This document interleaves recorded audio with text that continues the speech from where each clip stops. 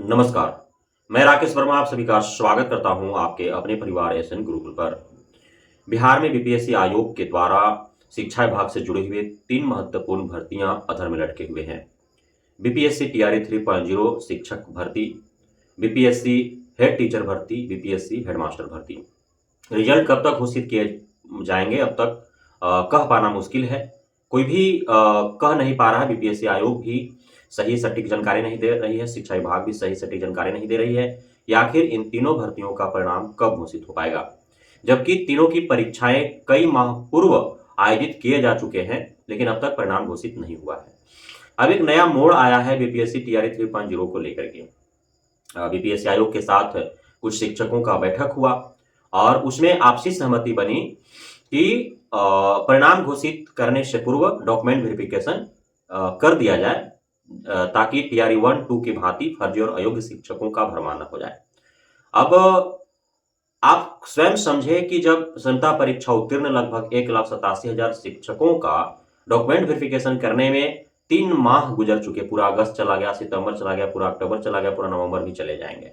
अभी 48,000 नियोजित शिक्षक जो संता परीक्षा उत्तीर्ण फेज 1 हैं, उनका काउंसलिंग नहीं हो पाया है। उनका काउंसलिंग कब तक हो पाएंगे कह पाना मुश्किल है।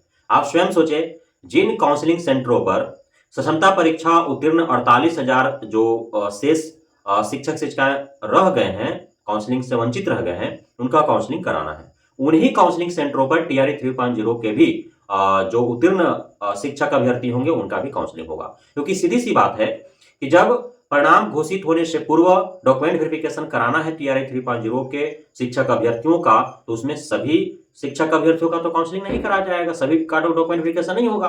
डॉक्यूमेंट वेरिफिकेशन किसका होगा? जो क्वालिफाइंग मार्क्स ला पाए होंगे, अर्थात जो क्वालिफाइंग जो कैंडिडेट्स होंगे उन्हीं का सिर्फ होगा। अलग अलग कैटेगरी का अलग अलग क्वालिफाइंग मार्क्स तय है। तो जो अपने कैटेगरी में जो क्वालिफाइंग मार्क्स तय किया गया है विभाग आयोग के द्वारा, तो ला पाए होंगे उन्हीं का सिर्फ डॉक्यूमेंट वेरिफिकेशन होगा, सभी का नहीं होगा। ऐसे में अनुमानतः 30% जो शिक्षक अभ्यर्थी होंगे वो फेल हो गए होंगे, तो 70% शिक्षक अभ्यर्थी जो उत्तीर्ण होंगे उनका डॉक्यूमेंट वेरिफिकेशन होगा। फिर भी लगभग 3 लाख या उससे अत्यधिक उत्तीर्ण टीआरई 3.0 के शिक्षक अभ्यर्थी होंगे जिनका डॉक्यूमेंट वेरिफिकेशन करना पड़ेगा। अब आप स्वयं सोचे, 1,87,000 को करने में 3-4 माह गुजर गए, तो 3 लाख से अत्यधिक लोग, अर्थात 2 गुना लोगों का काउंसलिंग कराना पड़ेगा, करना पड़ेगा, तो कितने दिन शिक्षा विभाग को लगेंगे। अब इसमें शिक्षा विभाग को पहल करना पड़ेगा कि यदि वह जिला मुख्यालय में ही काउंसलिंग सेंटर रखना चाहे, तो जिला मुख्यालय में ही एक से अत्यधिक स्थानों पर काउंसलिंग सेंटर रखे, डॉक्यूमेंट वेरिफिकेशन सेंटर रखे और काउंटर भी अत्यधिक जो है संख्या में रखे। या फिर चूंकि 38 जिला है और 101 अनुमंडल है, तो अनुमंडलों में जो है वो कराए, प्रत्येक जिला में कहीं 1 कहीं 2 जिलों के जो क्षेत्रफल है उसके हिसाब से, जितना बड़ा क्षेत्र है उसके हिसाब से वहां पे अनुमंडल है, तो अनुमंडल स्तर पर भी जो है काउंसलिंग कराया जा सकता है। या 534 प्रखंड है तो उस स्तर पर भी काउंसलिंग कराया जा सकता है, ताकि भीड़ भाड़ कम हो, आपाधापी कम हो, अफरा तफरी कम हो और शांतिपूर्ण तरीके से कम समय में सभी टीआरई 3.0 उत्तीर्ण शिक्षक शिक्षक अभ्यर्थी जो हैं उनका काउंसलिंग या उनका जो डॉक्यूमेंट वेरिफिकेशन है वो आराम से हो जाए। और फिर जितने लोगों का डॉक्यूमेंट सही पाया जाएगा उनका परिणाम घोषित हो जाए। उनमें से जितने लोग जो है कट ऑफ जो जारी होगा उस कट ऑफ तक जो पहुंच पाएंगे, कट ऑफ को पार कर पाएंगे, उतने लोगों का जो है वो करा लिया जाए।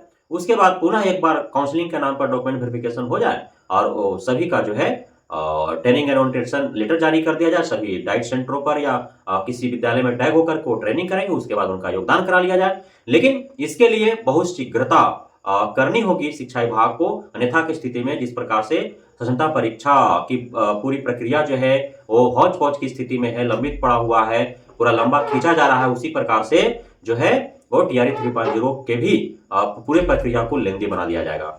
अब यदि प्रक्रिया इस प्रकार से अपनाई जाती है, चूंकि शिक्षक अभ्यर्थियों का भी लंबे समय से मांग रहा है और बैठक में भी ये बात पर सहमति बन गई है, तो अब यह अनुमान लगाया जा सकता है कि 2024 में तो टीआरई 3.0 के माध्यम से जो शिक्षक बनने का सपना संजो रखे होंगे उनका सपना साकार नहीं होने वाला है।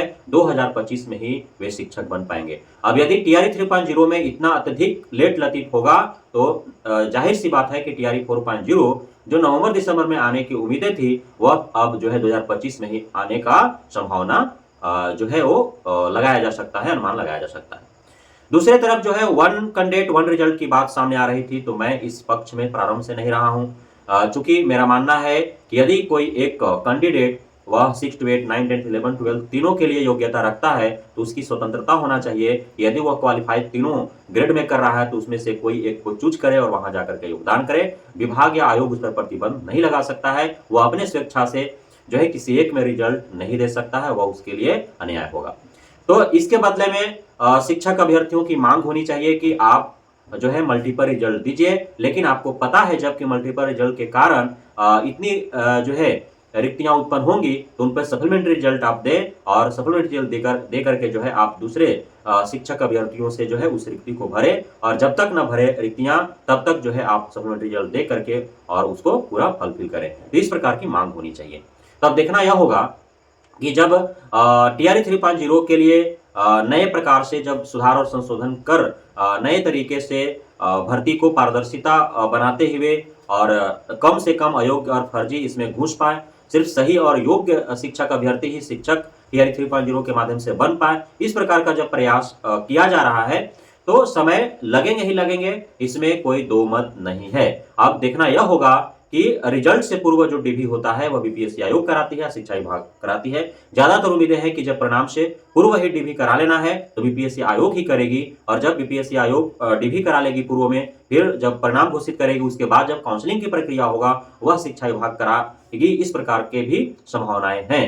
तो अब लंबा इंतजार करना पड़ेगा टीआरई 3.0 के शिक्षक अभ्यर्थियों को।